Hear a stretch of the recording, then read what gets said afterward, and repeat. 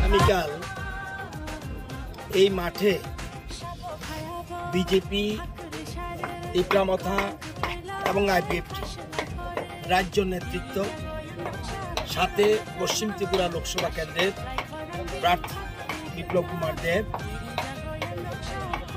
এখানে উপস্থিত থাকবেন এবং এটা হলো থানসা র্যালি, হিউজ গ্যাদারিং এবং বিশেষ করে only tribal gathering, Thansa, BJP, Tipra Motha and IPFT এবং 3 দলের সভাপতিরা থাকবেন এবং আমাদের তীব্রামথা দলের সুপ্রিমো উনি থাকবেন, বিপ্লব দেব থাকবেন এবং রাজ্য নেতৃত্ব আমাদের ভারতীয় জনতা পার্টির প্রেসিডেন্ট সহ রাজ্য নেতৃত্ব অনেকেই থাকবেন এবং মিনিস্টার, এমএলএ, এমডিসি, বিশেষ করে যারা জনজাতি তাদের উপস্থিতির জন্য আমরা এখানে একটা হিউজ গ্যাদারিংয়ের ব্যবস্থা করেছি।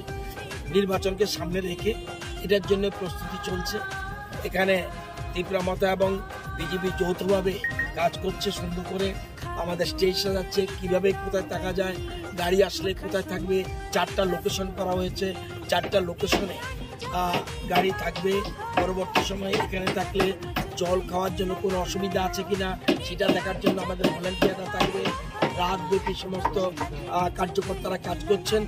আমরা আশা করি হিউজ গ্যাদারিং হবে এবং ইদানিংকালের মধ্যে রেকর্ড সংখ্যক গ্যাদারিং এখানে থাকার জন্য আমরা প্রস্তুতি নিয়েছি।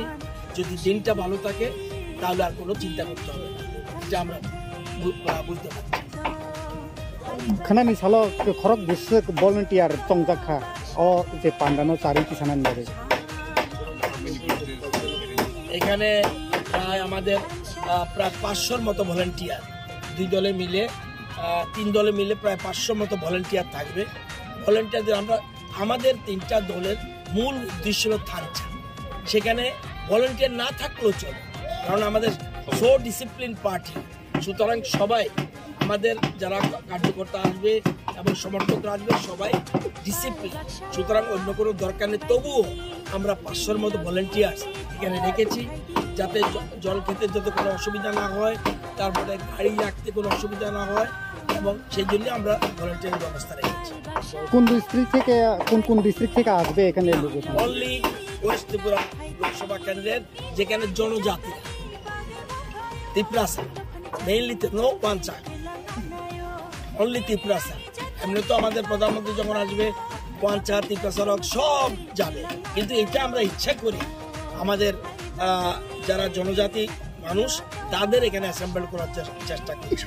যেমন যে জায়গায়, যেমন সিমনাথ থেকে আসবে, যেখানে মোহনপুরের ট্রাইবেল বেল্ট আসবে, যেমন জিরানিয়া মজলিশপুরের ট্রাইবেল বেল্ট আসবে, মান্দার পুরো আসবে, সেরকম টাকারজোলা, গোলাঘাটি, বাগমা, ওয়েস্ট ত্রিপুরা লোকসভাকে আমরা সেন্ট্রালি মেইনলি এখানে আমরা জড়ো করার নিয়েছি।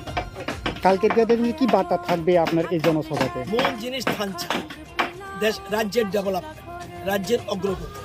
আমরা জানি আমাদের বিশেষ করে মোদিজির মূল স্লোগান সবকা সাথ সবকা বিকাশ, এবং সেই জন্য আপনারা জানেন কিছুদিন আগে দিল্লিতে একটা মৌ স্বাক্ষরিত হয়েছে।